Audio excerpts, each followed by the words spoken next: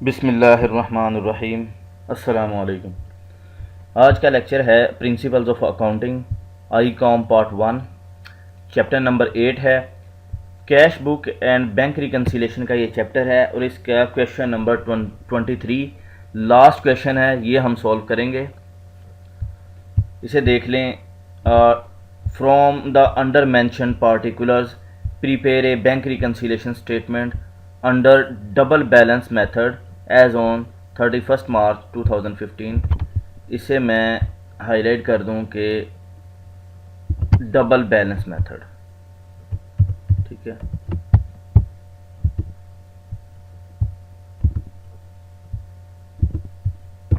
Double balance method है कि cash book का भी बैलेंस और बैंक स्टेटमेंट का भी बैलेंस है, ठीक है। उन दोनों को आपने ले लेना है और फिर जो ट्रांजैक्शंस हैं कैश बुक में अगर है, बैंक में मिस है तो बैंक में आपने कर देनी है, और अगर बैंक में मिस है वो आपने अगर बैंक में अपीयर हो रही है, कैश बुक में मिस है तो वो आप कैश बुक में करेंगे। अगर कोई रॉन्ग ट्रांजैक्शन है तो उसे ठीक करेंगे। तो आइए शुरू करते हैं। ए पार्ट जो है इसमें है कि bank overdraft as per bank statement rupees 4600, ठीक है। अब ये बैंक ओवरड्राफ्ट है, ठीक है। यहाँ पे लिख दें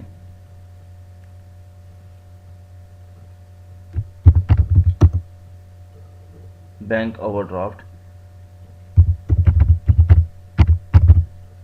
ठीक है।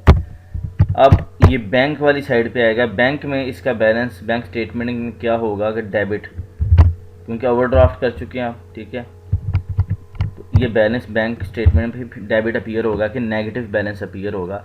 आपने सिर्फ यहाँ पे डेबिट और क्रेडिट देना है, लेकिन अमाउंट के साथ नेगेटिव साइन या पॉजिटिव नहीं देना, ठीक है। ये डेबिट और क्रेडिट ही बता देगा कि ये बैलेंस जो है पॉजिटिव है या नेगेटिव। अब बैंक स्टेटमेंट में बैलेंस अगर इसका जो है डेबिट आ रहा है तो इट मीन्स कि ये नेगेटिव है, ओवरड्राफ्ट है, ठीक है। आगे बी को देख लें कि overdraft as per cash book rupees 10,600, ठीक है।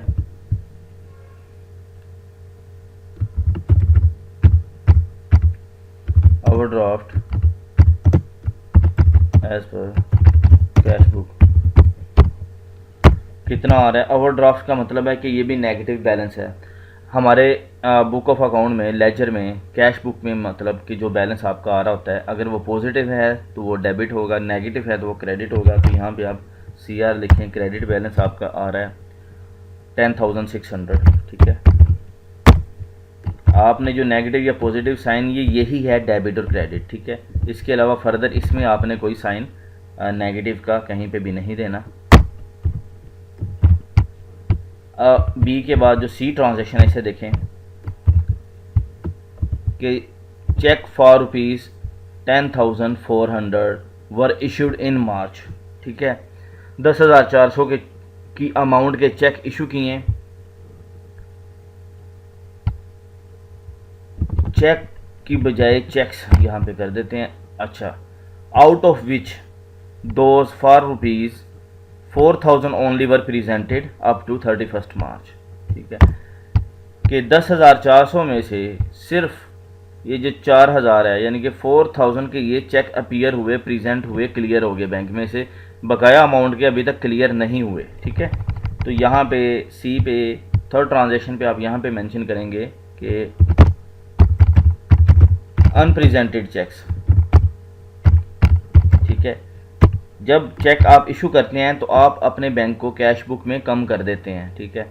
तो अनप्रेजेंटेड बैंक में है, बैंक में अभी तक वो कम नहीं हुए, तो बैंक में आप बैंक स्टेटमेंट में, बैंक वाली एक कॉलम में आप यहाँ पे क्या करेंगे, उसे कम करेंगे। तो कम जब होता है तो उसे डेबिट आप करते हैं बैंक स्टेटमेंट में, ठीक है। यहाँ पे अमाउंट जो है बकाया इसकी क्या होगी, ये देखें कि मैं इस तरह से फार्मूला लगा रहा हूँ कि टोटल अमाउंट के जो चेक इशू किए थे वो थे 10,400 के, ठीक है। इसमें से जो क्लियर हुए, प्रेजेंट हुए, वो थे 4,000 के। माइनस कर दें 4,000 को, एंटर करता हूँ तो बकाया अमाउंट बच रही है 6,400। ये जो 6,400 है ये अभी तक बैंक में क्लियर नहीं हुए, तो ये हम यहाँ पे शो कर रहे हैं कि भाई ये भी क्लियर होंगे तब हमारा बैलेंस मैच करेगा। ये बैंक में मिस है तो बैंक वाली साइड पे ये लिख दिया आपने, ठीक है।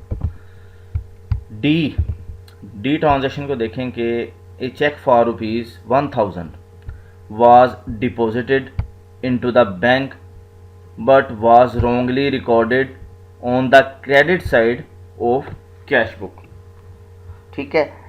अब यहाँ पे बैंक में जो डिपॉजिट करवा दिए वो उस बात को वो क्लियर नहीं कर रहा कि क्लियर हुआ है कि नहीं, ठीक है। इसको आप क्लियर ही समझें, लेकिन अगर यहाँ पे वो मेंशन वाजे कर दे कि डिपॉजिट करवाया लेकिन अभी तक क्लियर नहीं हुआ, ठीक है, क्रेडिट नहीं हुआ, तब आपने इसको कंसिडर करना है, अदरवाइज़ इससे परेशान नहीं होना। कि एक चेक जो है आपने डिपॉजिट बैंक में करवा दिया, बात ख़त्म। जो बात जो है ये वाली है अहम, इसको मैं एक कलर दे देता हूँ, इसको भी रेड कलर दे देते हैं थोड़ा सा बोल्ड, कि ये जो है but was wrongly recorded of the credit side of cash book, ठीक है, on the credit side of cash book. Credit side पे नहीं करना था, आपने करना था इसे डेबिट साइड पे, लेकिन कर दिया क्रेडिट साइड पे। अब इसका क्या ट्रीटमेंट है ये यहाँ पे देखें।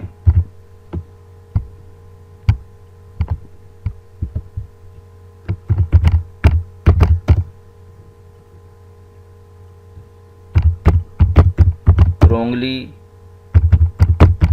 recorded on credit side, ठीक है, ऑफ कैश बुक भी लिख सकते हैं, इशू कोई नहीं है। यहाँ पे अब देखें कि अगर आपने क्रेडिट साइड पे उसे गलत करना डेबिट पे था, कर क्रेडिट पे दिया, ठीक है, तो अब उसकी एंट्री रिवर्स करेंगे तो पहले तो वो ज़ीरो होगा, लेकिन 1000 को भी आपने करना है। बात को समझें कि अगर आप इसकी रिवर्स करेंगे तो ये सिर्फ ये उससे रिवर्स करके ज़ीरो होगा। अभी 1000 भी तो आपने रिकॉर्ड करना था, इस मीन्स कि आपने इसे 2000 को करना है। अब बात को समझें कि 1000 था, ये आपने करना था wrongly recorded on the credit side of the cash book, करना था डेबिट, कर दिया क्रेडिट, कम कर दिया बैलेंस को 1000 से, हालांकि 1000 से बढ़ाना था। तो अब वापस आप 2000 से बढ़ाएंगे, तब वो बैलेंस जो है 1000 का वो रिकवर होगा और 1000 से वो पॉजिटिव में जाएगा, ठीक है। तो यहाँ पे आप 2000 से एंट्री करेंगे अपनी कैश बुक में, ठीक है। दोबारा से देख लें कि a cheque for ₹1000 was deposited into the bank. ये बात होगी कि डिपॉजिट करवाया अपने पास, आपने एंट्री क्या करनी थी डेबिट साइड पे, but was wrongly recorded on the credit side of cash book. Credit side पे अगर आपने की है तो दोबारा उसे डेबिट पे करने के लिए 1000 के साथ अगर करेंगे तो वो सिर्फ वो रिवर्स होगी उसका, ठीक है ना, लेकिन 1000 प्लस में भी जाना चाहिए, तो लिहाजा आप 2000 से करेंगे तब आपका 1000 प्लस में जाएगा, ठीक है। यहाँ पे डेबिट फिर 2000 से हम करेंगे। डी के बाद जो है ई को देख लें कि the credit side of cash book was under cost by ₹1600, ठीक है। अंडर कॉस्ट मीन्स कि आपने 1600 कम क्रेडिट किया है, ठीक है, अपनी कैश बुक में बैंक को, यहाँ पे कैश बुक में बैंक को 1600 के साथ कम क्रेडिट किया है, तो मज़ीद क्रेडिट आप करेंगे। अंडर कास्ट का मैं आपको पहले भी एक्सप्लेन कर चुका हूँ कि अंडर कास्ट और ओवर कास्ट। अंडर कास्ट होता है कि आपने कम अमाउंट के साथ उसे रिकॉर्ड किया है, और ओवर कास्ट होता है कि आपने उसे ज़्यादा अमाउंट के साथ रिकॉर्ड कर लिया है। अब अंडर कास्ट 1600 है तो इसे कर दें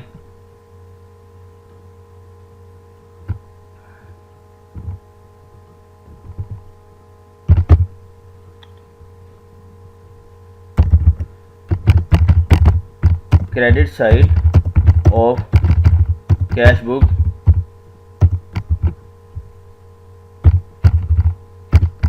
अंडर कास्ट, ठीक है। अंडर कास्ट है कैश बुक की, तो आप क्रेडिट ही, वो उसने साइड भी बता दी है कि क्रेडिट साइड, इस मीन्स कि क्रेडिट का ही आप यहाँ पे साइन लगाएंगे और कितनी अमाउंट है वो लिख देंगे यहाँ पे 1600, ठीक है। तो आपने कम किया था तो फर्दर यहाँ पे इसे क्रेडिट कर देंगे। इसके बाद एफ है लास्ट, इसकी ट्रांजैक्शन है, लास्ट क्वेश्चन की लास्ट ट्रांजैक्शन है, वो देख लें कि एक cheque for ₹800 was debited twice in the cash book. अच्छा, कैश बुक यही वाली जो अपना लेजर है, ठीक है, कंपनी में जो अब हम मेंटेन करते हैं, ठीक है, बैंक स्टेटमेंट, बैंक का लेजर जो कंपनी में मेंटेन करते हैं उसे कैश बुक कहा जाता है। तो उसका जो है बैलेंस 800 के साथ हमने 2 दफ़ा उसे डेबिट कर दिया। एक दफ़ा एंट्री की, दोबारा फिर आपने वो वोचर एंट्री कर दिया। इसका मतलब है कि एक एंट्री आप रिवर्स कर देंगे, ठीक है, एक दफ़ा उसे। तो यहाँ पे F और यहाँ पे आप लिखेंगे चेक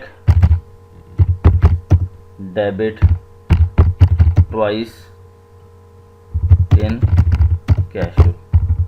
2 दफ़ा हुआ है डेबिट, तो एक दफ़ा उसे क्रेडिट कर दें, सिंपल है, ठीक है। तो एक दफ़ा जो है वो रिवर्स कम हो जाएगा और डेबिट वो वहीं पे स्टैंड करेगा, ठीक है। डेबिट आपने 2 दफ़ा कर दिया, करना एक दफ़ा था, ठीक है, तो फिर एक दफ़ा उसे क्रेडिट कर देंगे तो वो ठीक हो जाएगा बैलेंस उसका। तो यहाँ पे कैश बुक में 800 के साथ हमने उसे क्रेडिट कर दिया। ये ट्रांजैक्शन जब कंप्लीट होंगी तो यहाँ पे आपने टोटल कैसे करना है कि ये देखें, इनमें जो अमाउंट्स आ रही हैं बड़ी, ये देखें टॉप पे जो बैलेंस आ रहा है वो क्रेडिट बैलेंस है 10,600, ठीक है।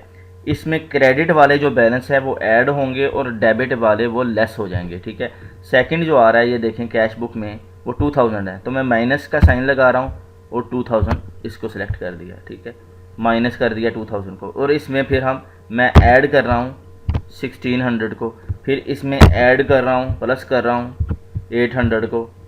जब ये किया तो यहाँ पे आ गया 1100, ठीक है। करेक्ट बैलेंस जो है हमारा वो आ गया 11,000, सॉरी 1100 मैंने बोला है, 11,000, ठीक है। यहाँ पे देख लें कि ये आ रहा है, जो बैलेंस आ रहा है बैंक ओवरड्राफ्ट 4,600 है, ठीक है। और इसमें ये जो ट्रांजैक्शन आ रही है अनप्रेजेंटेड चेक्स की, ये भी डेबिट ही आ रही है, तो ये भी आप इसमें फिर ऐड करेंगे। डेबिट डेबिट में ऐड हो जाएगा और क्रेडिट क्रेडिट ऐड हो गए। जो बड़ी अमाउंट्स हैं उसमें से फिर छोटी जो है वो लेस कर देंगे आप, ठीक है। ये मैंने किया है तो देखें ये भी 11,000 आ गया, दोनों तरफ जो है अब बैलेंस इक्वल हो चुका है। तो करेक्ट बैलेंस जो है यही आंसर आ रहा है बुक में। तो ये हमारा क्वेश्चन जो है चैप्टर नंबर 8 का last question, question number 23 complete हो चुका है। ये चैप्टर हमारा कंप्लीट है। उम्मीद करता हूँ कि आपको ये अच्छे से समझ आया होगा। इसकी प्रैक्टिस कीजिए। कहीं पे कोई कन्फ्यूजन है, कोई मसला आ रहा है तो मुझे आप मैसेज कर सकते हैं, कमेंट करें, व्हाट्सएप करें। मेरा नंबर डिस्क्रिप्शन में आ रहा है, मैं इंशाल्लाह आपको मज़ीद एक्सप्लेन कर दूँगा। वीडियो को लाइक करें, अपने दोस्तों के साथ शेयर करें, और अगर आप इस चैनल पे नए हैं तो प्लीज़ इसे सब्सक्राइब कर दें। Thanks for watching my video. अल्लाह हाफिज़।